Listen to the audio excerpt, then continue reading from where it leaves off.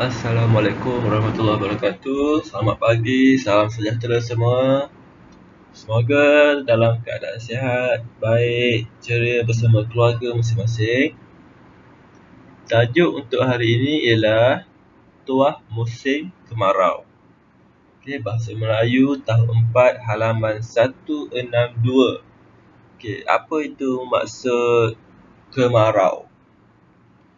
Siapa boleh kongsikan maksud kemarau? Okay, kalau kamu boleh kongsikan, tulis pada ruangan komen. Okay, apa maksud kemarau ni? Okay. Dalam bahasa yang mudahnya ialah musim panas lah. Okay. Bila mana tanah di sawah padi tu dia akan jadi merekah macam ni. Sebab kekurangan air, sebab cuaca terlalu panas. Okay. Okay, nampak tanah ni dia jadi merekah sebab terlalu kering. Okay, dalam masa yang sama, dalam ni ada yang apa? Ikan kat dalam ni. Dekat laluan merekah ni ada ikan yang survive lah, ikan yang boleh tahan dalam kawasan yang merekah ni. Okay, kita tengok.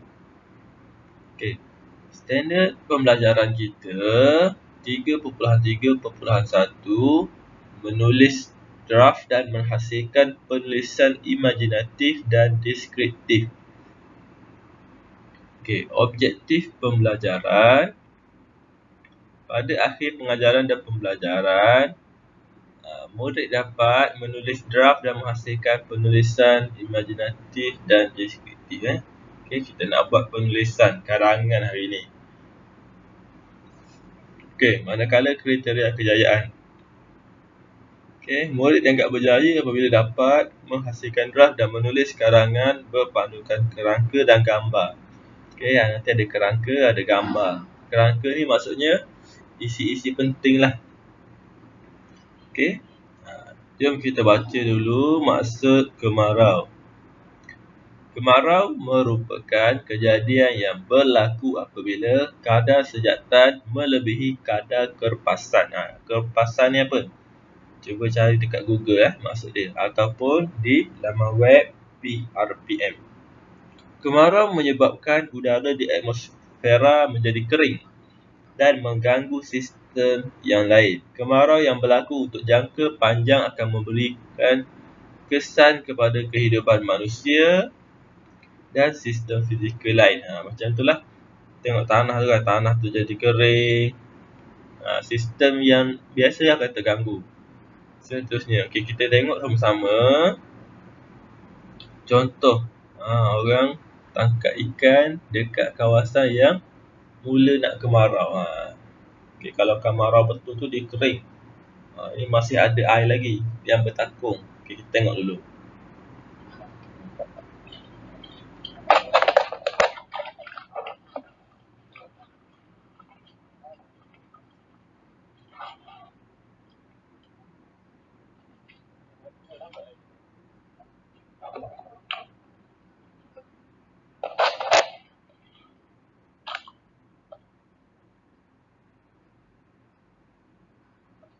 Okay, awak tengok ada ikan. Ini ikan lampang kot. Okay, dia duduk dalam lumpur, tempat di mana air yang semakin berkurangan dah. Okay, itu contoh dia. Okay, sekarang kita nak baca.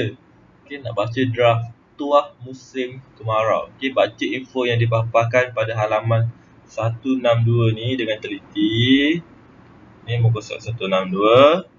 Okay, untuk karangan mesti ada pendahuluan, mesti ada isi 1, isi 2, isi 3 dan penutup. Okay, walaupun awak masih lagi tahun 4, tapi cubalah buat karangan yang ada kerangka macam ni. Ada penutup, ada pendahuluan, ada isi 1, 2, 3 dan penutup. Okay, kalau ada isi 4 pun boleh juga. Okey, macam yang kita nak tengok ni. Okey, ini isi 1, isi 2, isi 3, isi keempat. Okey. Okey, kita baca dulu. Pendahuluan. Encik Faizal tinggal di kampung. Kampungnya kawasan penanaman padi. Selepas musim menuai padi, Encik Faizal berpeluang untuk menambahkan pendapatannya dengan cara menangkap ikan di sawah padi. Okey, tengok isi 1. Dia bagi musim kemarau, kawasan sawah padi menjadi kering, membawa hasil lumayan kepada Encik Faizal, giat mencari ikan di sawah padi. Isi kedua, menangkap ikan dengan kawan, menggunakan serkap ikan, mendapat pelbagai jenis ikan air tawar, memasukkan ikan ke dalam kolam khas untuk menghilangkan bau lumpur. Okey.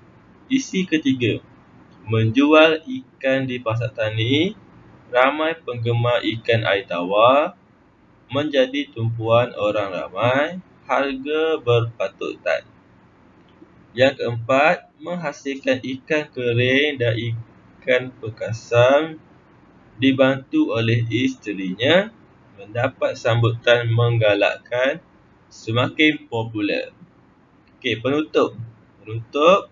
Encik Faizal bersyukur kerana hasil usahanya itu dapat menyara kehidupannya sekeluarga. Bagi Encik Faizal, inilah tuah musim kemarau. Okey, ini penutup. Penutup dia dah tulis, pendahuluan dia dah tulis. Cuma sekarang kamu perlu kembangkan ayat bagi isi 1, 2, 3. Okey.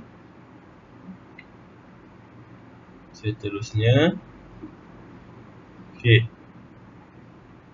Di sini cikgu dah bagi contoh draft karangan lah. Okey, yang mana kamu akan gunakan live worksheet, link yang cikgu bagi, pautan yang cikgu bagi. Kamu hanya perlu pilih sahaja perkataan yang sesuai bagi ayat yang dibaca. Okey, kalau kamu ada idea sendiri, kamu boleh buat karangan yang ini sendiri. Tak perlu ikut yang cikgu bagi. Okey. Kalau kamu tak ada idea lagi, kamu boleh gunakan contoh yang cikgu bagi ni. Okey. Nanti klik pautan latihan ni untuk lekapkan latihan. Okey, kalau ada mesej pencetak, ada printer, boleh print, boleh cetak tanpa dalam buku nombor 2. Kalau tak ada, kamu boleh salin semula. Okey. Salin semula pendahuluan, isi 1, isi 2, isi 3, isi 4 ni dan penutup dalam buku awak. Okey. Yang ini awak boleh gabunglah. Okey, gabungkan jadi satu perenggan. Okey.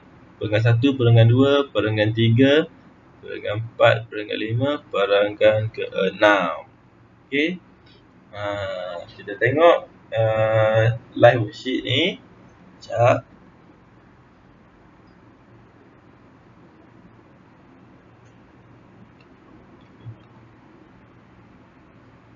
Okey, ini maksud yang cikgu cakapkan tadi, live worksheet tu. Okey, kamu cuba pilih jawapan yang sesuai lah. Contoh macam ni lah. Okey, tekan dia akan keluar pilihan. Okey, awak pilih jawapan yang betul. Okey, lepas tu tekan finish. Lepas tu check my answer. Macam biasalah. Dapat berapa nanti awak screenshot lah. Letak dalam Google Classroom. Dan tampal jawapan awak ni dalam buku masing-masing. Okey. Jadi kita pergi semula dekat slide. Okey, macam tu saja. Okey, cikgu harap penerangan ini jelas dan latihannya sangat mudah untuk meningkatkan kemahiran kamu. Okey. Ingat kalau ada idea sendiri, kamu boleh buat gunakan idea sendiri. Okey, sekiranya ada soalan boleh tanya dalam Google Classroom dan YouTube channel. Okey, itu sahaja untuk hari ini. Terima kasih semua. Jumpa lagi. Jaga diri. Bye.